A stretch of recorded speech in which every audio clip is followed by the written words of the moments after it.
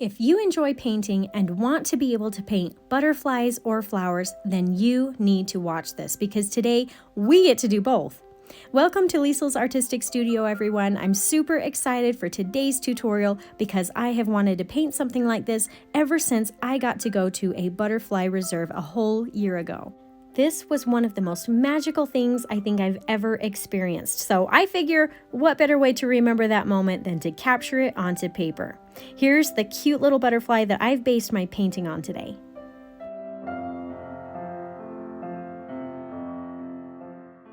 All right, let's not waste any more time. Let's get to painting this pretty butterfly. So go grab some watercolor paper, some paints, some brushes, and water, and let's get to it. Now recently I've been trying something a little bit new, and I have been drawing the outlines for you, and then I will share that PDF with you for free for the first 3 days that my video is out. Then after that, they become available as a purchasable document on my Etsy shop if for some reason you've missed the free printout. The reasons that I've been enjoying doing it this way is because we can do paintings together that 1, we don't have to take extra time to learn how to draw. 2, if you don't feel like you're good at drawing, you can still paint this. And 3, we can paint things together that give the appearance of being more advanced but are actually fairly simple to do. And then all you have to do after you have your printed out outline is trace it onto your watercolor paper and you're ready to paint. But with that being said, I'm really anxious to know what your thoughts are on this. If I get a high amount of requests from people that want me to still teach you how to draw your own, I can try to do that more often. Okay, for the brushes today, I have just an older and not as fancy of a brush to apply on some masking fluid. Now, you don't have to have masking fluid to paint this, but it does make it easier. I also recommend putting a little bit of dish soap into the bristles before using the fluid. This helps with cleaning it up later. Then I have 3 other sizes, basically a small, medium, and large. The small is a 0 round, the medium a 6 round, and the large a 10. For our paint colors, I'll go over these as we start to paint, but we're mostly focusing on oranges and purples. Then, if you can and want to, tape your painting down with some artist tape.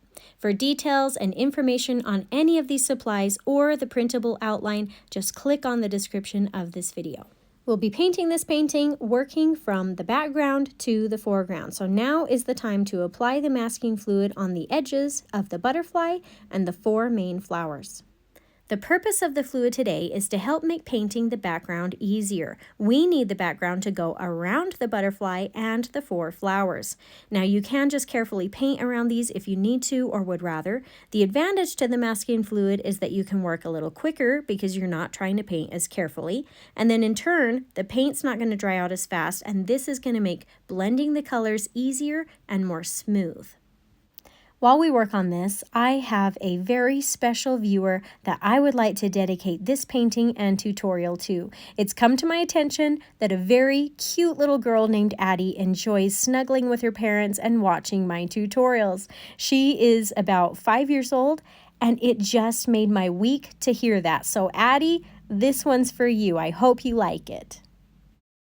All right, while the masking fluid dries, I'm going to go ahead and get my background colors ready to go. I'll be using mauve, ultramarine blue, and some cadmium orange. Now this orange is a little bit too bright for what I'm wanting, so I'm going to add some gamboge here off to the side to mix it with for the background.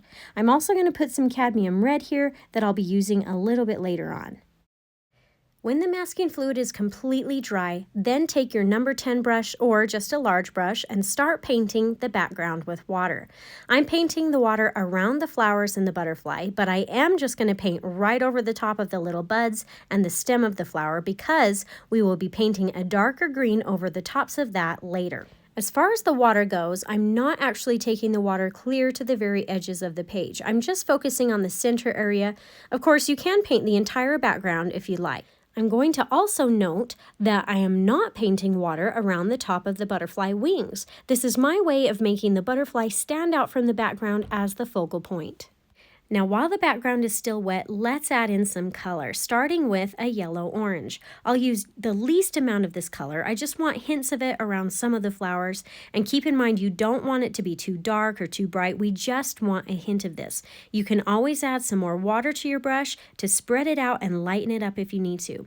If you're enjoying and finding this tutorial helpful so far, please consider subscribing to my channel and don't forget to turn on the notifications so you'll know when I've got a new tutorial out. Notifications are especially important when I'm offering free outlines. You definitely don't want to miss that.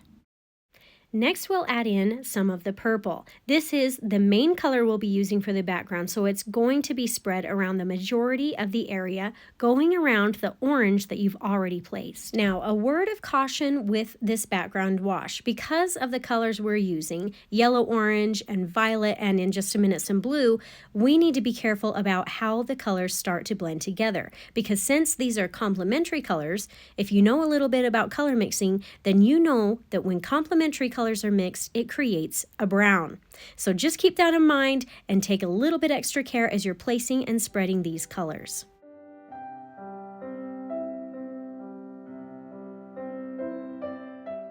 After the purple is all down, then add in some touches of blue to the purple to create some hints of blue-violet. And again, add extra water to keep it from being too bright or too dark. I don't have time to tell this right now because we're about to move on to the next step, but I have a funny story of something that happened to me while I was at the Butterfly Reserve. So make sure you stick around so you can hear my silly story. I'd like to soften up some of these edges just a little bit. So here I'm just using my paper towel and dabbing at the edges to soften up some of those harsh lines. Now, while the background is still a little bit wet, I'm going to add in a small amount of splatters to some of the edges. But because I don't want any splatters on my flowers or my butterfly, I'm going to use this scrap piece of paper to cover up those areas. Then I'll load my brush with some purple paint and tap the brush against another brush to make a few splatter marks. I'll just do this to 3, maybe 4 areas around these edges, and I like how it looks when the splatters are both on the wet and dry part of the paper. It leaves a neat effect to have some of them blurry and have some of them crisp. Once the background has dried completely, then it's time to paint on some of the greenery. I'm using the size 0 brush and some sap green for the stem and the buds, but I'll leave a small circle on the tip of the bud that is unpainted, and I'll add in just a touch of the orange that's on our palette and let the green and orange blend slightly together. This gives the appearance of a bud that is soon to bloom. So while we work on this, I'll tell you a little story. When I was at the Butterfly Reserve, my kids got so excited. They started talking fast and jumping around. I didn't know what was going on at first, but I came to find out that I was walking around with 2 or 3 butterflies on my head. I didn't really know what to do, so I stood there for a little while thinking that they'd leave, but they stayed on my head for several minutes. Anyway, at the end of this tutorial, I have a short little video clip of those butterflies on my head. Now I'll go back in and add a little more of the sap green to the base of the buds and either the bottom or left side of the stems to create the look of a shadow. Also, don't forget to give this video a thumbs up so YouTube knows you're enjoying my content. When all of the greenery is dry, then you can start rubbing off the masking fluid. Usually, I like to use an eraser to take it off, but my butterfly still has marks that I don't want to get erased. So I'll use my fingers for the butterfly, and then I can either use fingers or an eraser for the flowers.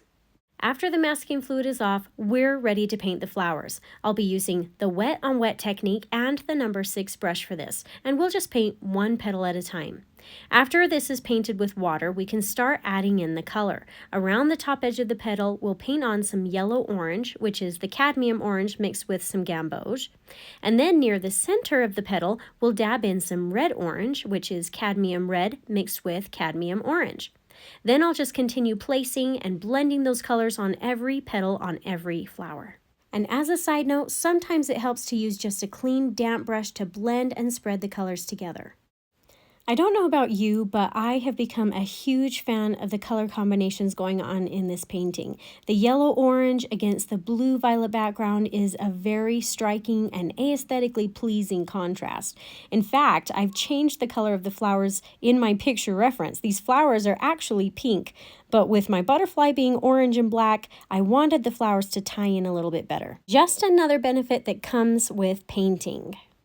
The next step to this painting is optional. If you like your petals how they are, then you can skip this part, but if you'd like a little bit more detail and dimension to them, take some mixed up yellow-orange and your small brush. Then after it's loaded with color, use your paper towel and dab the side of the brush onto the paper towel to take off any excess water or paint.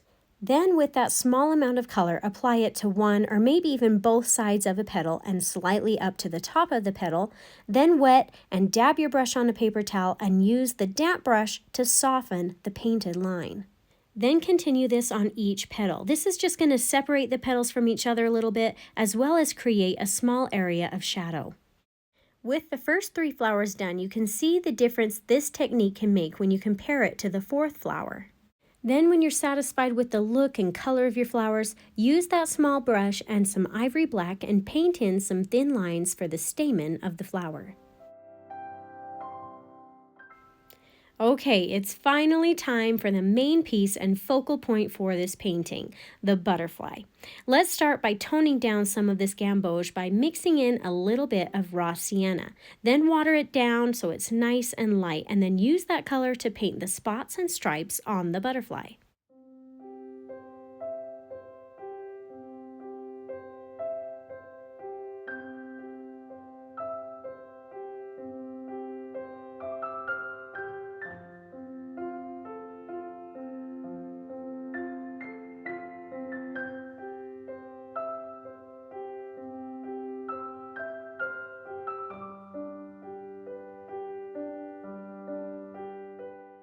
Now let's paint the rest of the butterfly's body using some ivory black and the small brush.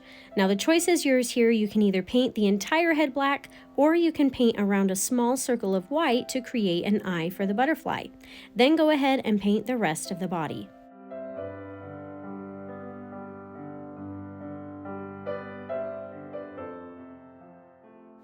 Now for this bottom wing, let's take some of the red-orange that we've mixed and fill in the main part of the wing. Then add some black around the outer edges and the center stripe.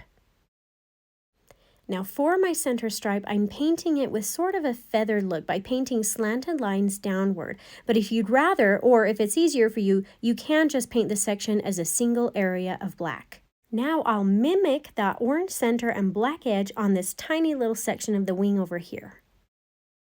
Moving on to the top wing now, we'll start by painting orange at the base and then we'll blend and transition to black halfway up.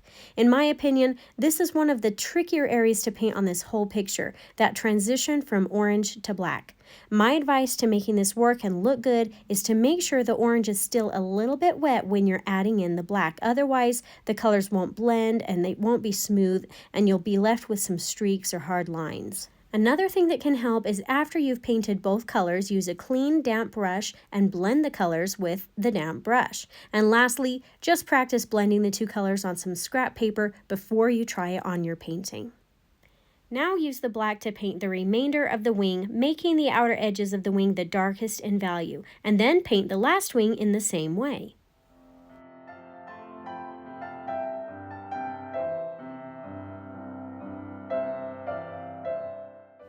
As you can see, my butterfly's not exactly the same as the reference, but it's close enough.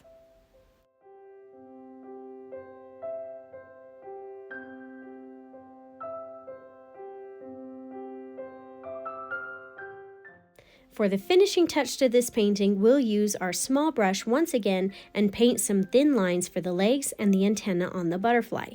Don't forget to use your paper towel to take off excess paint and water to help keep your lines thin.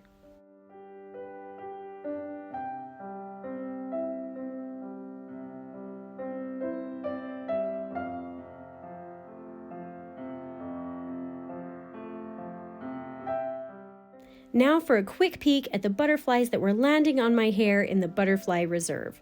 Thanks so much for joining me today. I hope you enjoyed doing this painting as much as I did. And please don't forget to subscribe to my channel so I can continue to help you discover your artistic side.